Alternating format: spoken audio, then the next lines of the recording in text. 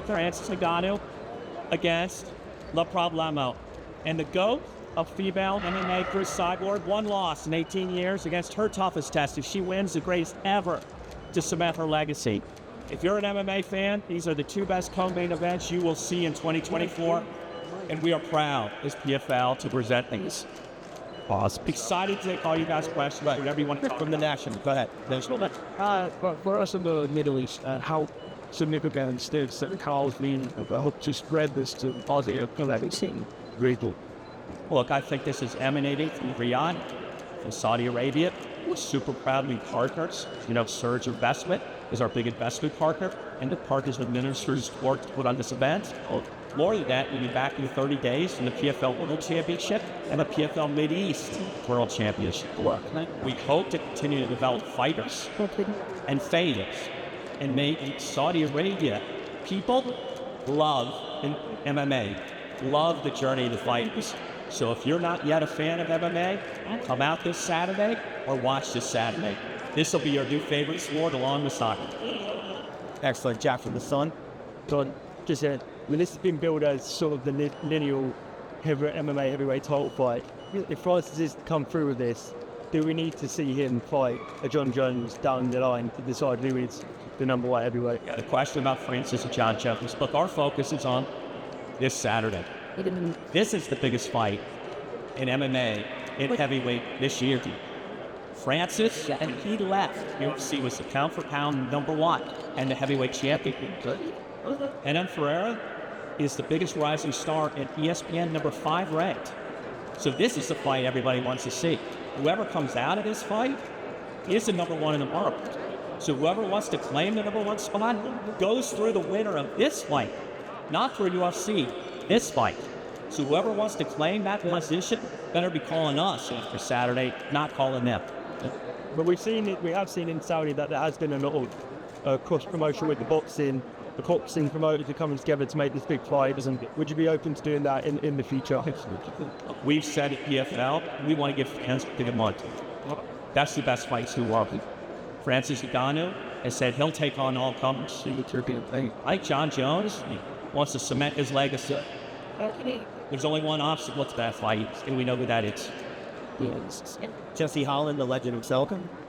Don, can you were here in February for Champions versus Champions. Can you compare the atmosphere for this card versus the one earlier in the year and kind of how you're feeling heading into your second show? Well, Champs v. Champs is special because it was the first time you had ever done 5 champions against 5 champions. But that doesn't compare to what was said in this atmosphere. Francis is not just a special fighter, he's a special human being. Everyone knows his story just to start his life, and everybody knows how real and authentic he is. To see him back after 2.5 years, after what he's done to even start his career in boxing, see what he's been through personally, and to see what he's putting back on the line in the cage, you have to see that.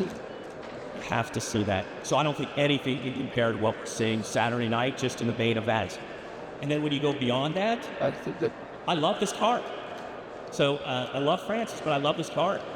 I love when AJBP says, I have more fights and knockouts than you do, Mr. Hughes. More knockouts than you have fights. I want to see that fight. I'm more excited about that. And I said, I believe you're seeing with Cyborg and with Larissa, the two most interesting fighters in MMA today on the female side. So I think there's a lot of reasons to see this card, but the atmosphere starts with the intensity of seeing the lineal heavyweight champion back in the cage and seeing him back trying to accomplish something that we know is very important to him for his legacy, for his personal truth. Right here. بعد معركة العمالقة نهائي بطولة رابطة المقاتلين المحترفين الشهر القادم كيف تسير تحضيرات PFL النهائية المنتظرة وهل هناك من مفاجآت سيتم الكشف عنها؟ Yes. Yes. We will be back in Saudi Arabia. I do believe that Saudi Arabia is the fight capital of the world. I think it's due to the great work of the investment of PIF and Surge the work of Turkey and GBA, the investment of Minister of Sport. They are making this the place to fight. They're making this the place for fans. But more importantly, PFL is the one making the investments here also. You are seeing us develop fighters like Hatan, who is now a sensation and has showed women the way. We have developed the fighters. We are developing the fan base with PFL Mideast. So I think what fans should appreciate is Professional Fighters League is the one living here, giving back here, developing here. We're not just bringing one fight and leaving. We live here with you. And so I think if you're a new fan, come to be a fan of Professional Fighters League. We're with you. Thank you. Reverend will be here first. Yes. Okay, two questions, please. The first question, as you mentioned, you live here with us. What is the impact of making fight here in Saudi Arabia? And did you plan to make a new fights in other cities? Riyadh? Yes. The question is, we will be expanding to other fights, not just in Riyadh, but in the Mideast. For those of you who followed PFL Mideast, I've had 3 events this year. The championship will be happening on Thanksgiving weekend. We invite you all to come back to see the finals of that event, as well as the finals of the PFL Global season. What you're starting to see is your own local heroes. The development, I believe, of MMA being your second favorite sport, I hope, over the coming years.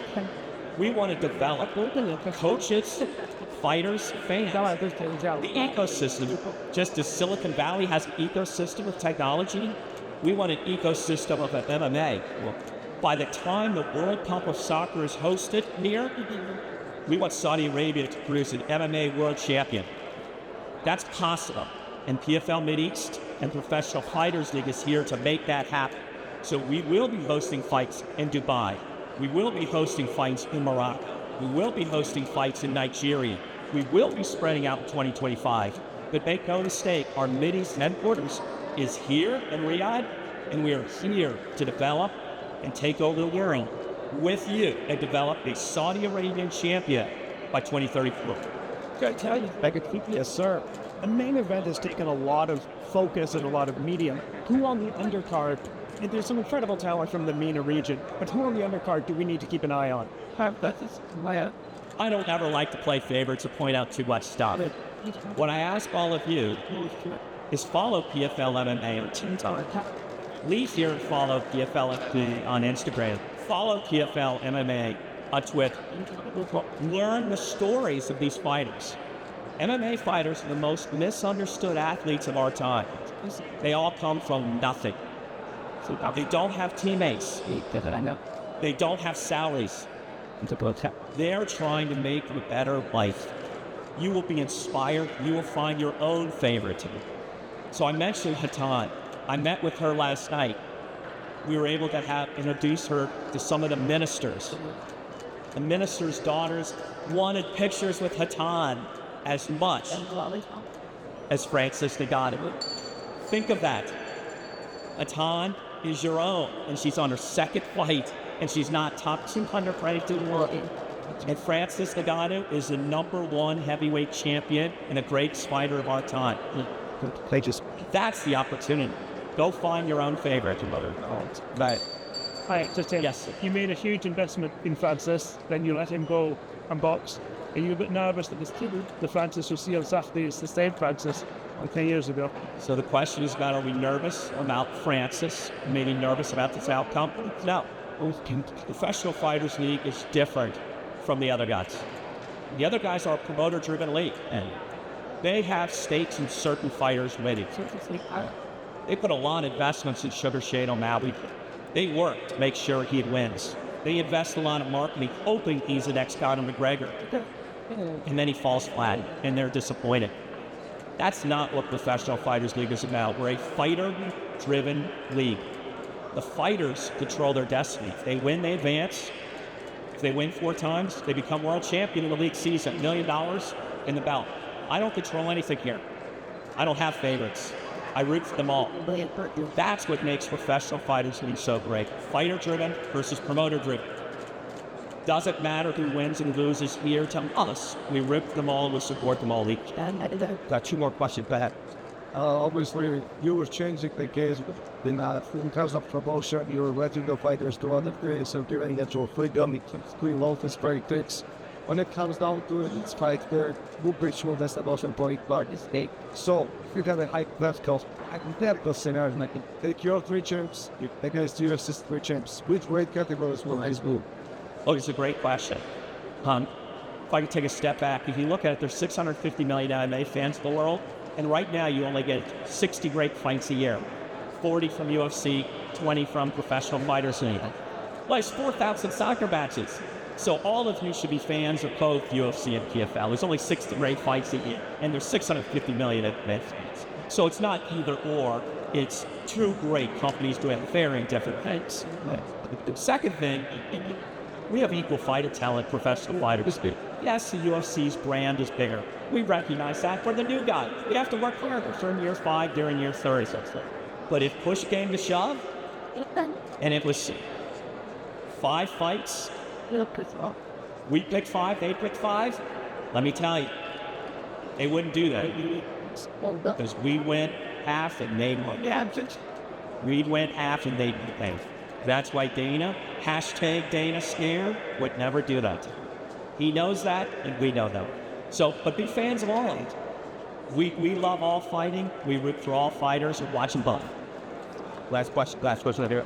There's been a lot of talk of like your investment in Francis and Chris and everything, and what if they win, what if they lose? But on the flip side, what if Henan wins and what if Larissa wins? Like 2 PFL, like homegrown talents, and now you have like Francis might not be the draw that he is, but then you have Henan who just became a superstar. Is it unfair that people are putting so much pressure on him and not the same amount of pressure at Henan?